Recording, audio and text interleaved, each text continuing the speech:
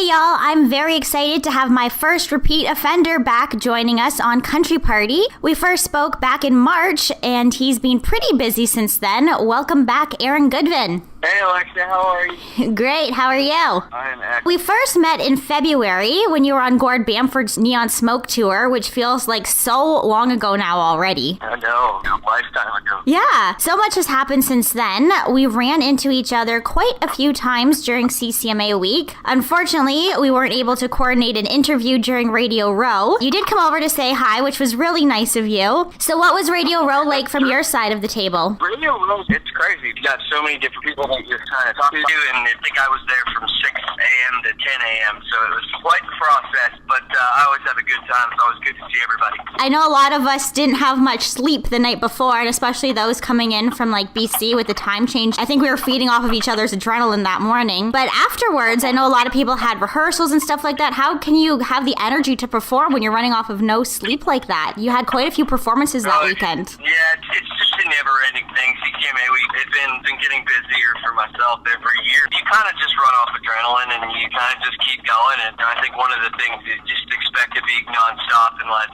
my manager, whoever's representing me, is like, all right, you got a couple hours. And then it's like, okay. And then you kind of just read up.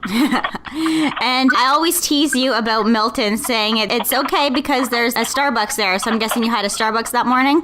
Yeah, I think I had 2 or 3. I know there was a Starbucks right in the hotel. Yeah. So, a lifesaver. So the next day after Radio Row, you performed at the Warner Music Showcase, which was a free outdoor afternoon event, and there you're presented with the only Canadian Platinum Awards given in Canadian country music this year. Congratulations. So much. It was completely unexpected. You didn't know that was happening that day? No, I had no idea. Oh, wow. I mean, I knew the song, I know Platinum, but I didn't know that the label was going to present me with anything, so that was a huge surprise. And I love spending time and hanging out with all the fellow Warner artists. It's quite the family. Yeah, I was there to witness that, and I was really happy and excited for you. Do you have a special place that you like to display your awards? I actually have 2 hanging up. My office at home is quite small. I'm going to struggle to find room to put new one, but I'm sure I can find a little room somewhere to get it up. They always help on the tougher days. You get to look at that and see what you've accomplished. Yeah, so that evening, artists and industry professionals got all dressed up to attend the gala dinner. And there in your dress shirt, you gave another performance of Lonely Drum. So to you, what's the difference between performing to fans and performing at a fancy venue like that? It's a different thing because you're surrounded by your peers as opposed to your fans. But I don't know that I'd do anything to do a different type of performance. I think all my performances are pretty much the same. I try to give everybody the same show no matter who's in the audience. Yeah, I guess if you're being true to yourself and your music is honest, then you are who you are, and that's that, take it or leave it. I just imagine it might be a little bit more nerve-wracking when you don't have people jumping up and down and singing your song back at you. Everybody's sitting there having a nice dinner. Yeah, I mean, it's a different thing. I believe that I have a job doing that's just to give everybody the same thing, give them all I got, whether they're listening or not. But I've also grown up playing empty barrooms. I've been not listening before, and a lot of people came up, they thought it was awesome. You're looking out at the crowd that might be eating or thinking about eating. There's like 1,200 people in that room, so you know that there's going to be a few that are listening, so you play for them. Yes. I was one of them. Well, thank you for listening. For those that don't know, the gala dinner not only features special performances and a really yummy dinner, but it also serves as an award ceremony for awards that don't get covered during the live broadcast of the Ccma'S. So that evening, you received the award for Songwriter of the Year. What does winning that award mean to you? It was a big one. It's one that you kind of always want to win. I was up for 3 that whole weekend, and that was the one that we really wanted. I freaked out, threw my hat on the ground. I did not expect, but it's always just so great that you get something for the hard work and the years that you put in, and it was so awesome. My parents were there, and so I really had to celebrate. Speaking of your mom, I really liked her post about when you were just starting out making business cards for you. That was really sweet. Yeah, I know. We were laughing about it. My mom has put a lot into my career, and this is probably just as much her dream as it was mine. When moments like that come along, they're kind of what it's all about. I was a half-deaf ADD kid going nowhere in Great River, Alberta 20 years prior to that. It's cool to just see that all come to fruition. That's an amazing thing. Yeah. I also ran into you again backstage at the CCMA pre-party, and you introduced me to your wife, Victoria. How was that weekend for her? It was awesome. She's come to all those functions. She's an amazing support. One of the hardest things that an artist has to do is get asked to sell. That's the one thing that she helps me with the most, and I think that's a huge reason why I'm where I'm at today.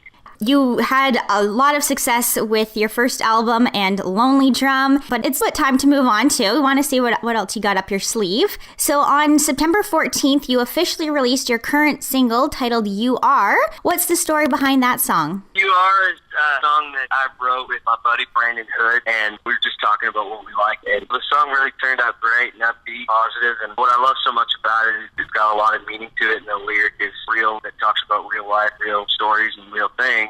So it has the up-tempo feel, but yet it still means something. Yeah, I did check out the behind-the-scenes video of the making and the process of the journey of putting out that song. Why was it that you wanted to share that experience? I think a lot of people don't get a chance to see how that stuff all works. And I know it's an interesting thing for people, and they're like, what's it like to write a song? You Are is your first song release since your 2016 self-titled debut album, and you've had a lot of success with that album. Which direction are you headed in now with new music?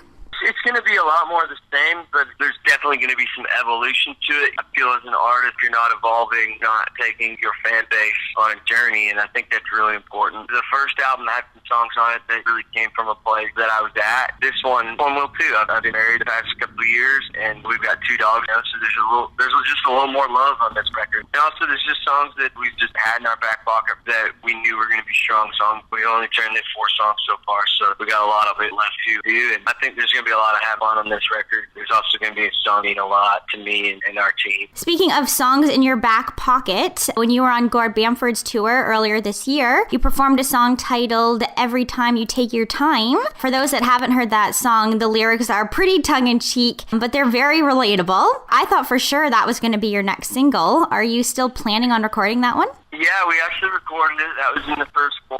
Yeah, I've had that one for a while. I got this throwback vibe to it, which I love. I can't turn around in my house with my wife not playing something on the record player that's like Frank Sinatra, or it's kind of got like a throwback vibe to it. We love that song. We really did think that was going to be the first single, but we also recorded You Are, and I think one of the exciting things when you turn in songs in is what they come back with. Time around, they were like, this You Are song is a no-brainer, and we got to put this out. Yeah, I'm excited to hear it again. I think also if you do go forward with it, that you could have a lot of fun making a music video for that. I think we could. So lately, many artists have been collaborating with others from different genres, which has proven to be pretty successful lately. If you could collaborate with anyone in country music or another genre, who would you choose? Oh man, there's so many that I think doing something with Eric Church would be really cool. I don't know that that'll ever happen, and I'm actually okay if it doesn't. I'm just a huge fan. There's a lot of music that I've just kind of branched off and listened to, and there'd be a ton of people that I'd love to do something with, and come the right opportunity, we would jump on it. Who knows?